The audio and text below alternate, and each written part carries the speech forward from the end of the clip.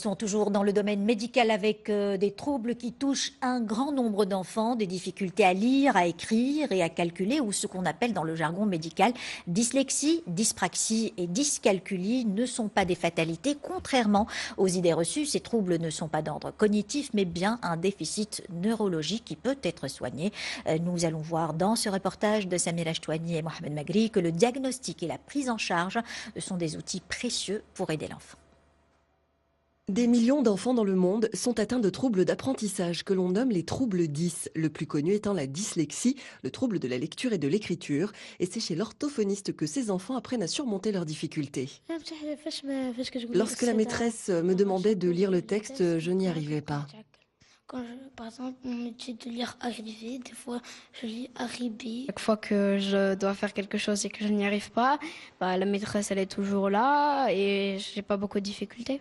Les seuls chiffres connus sont les prévalences qui peuvent dépasser les 10% d'enfants atteints dans chaque pays. Le plus souvent, ce sont les enseignants qui alertent les parents. Je ne comprenais pas, je ne savais pas que c'était pas normal qu'ils ne tiennent pas le stylo, qu'ils ne sachent pas faire les premières lettres et tout. À la première école, ils n'ont pas su, donc c'était toujours de mauvaises notes, il avait des difficultés. J'ai changé d'école et c'est grâce à la deuxième école, ils m'ont averti comme quoi il est dyslexique. Je voudrais expliquer que ces séances d'orthophonie lui ont fait mûrir d'un certain côté, lui ont donné une grande force en lui-même.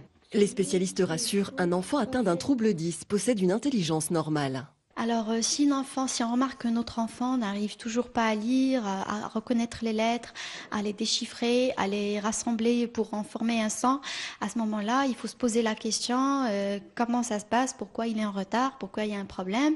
Donc, de préférence, il faut voir un spécialiste le plus tôt possible pour diagnostiquer ou écarter un trouble 10.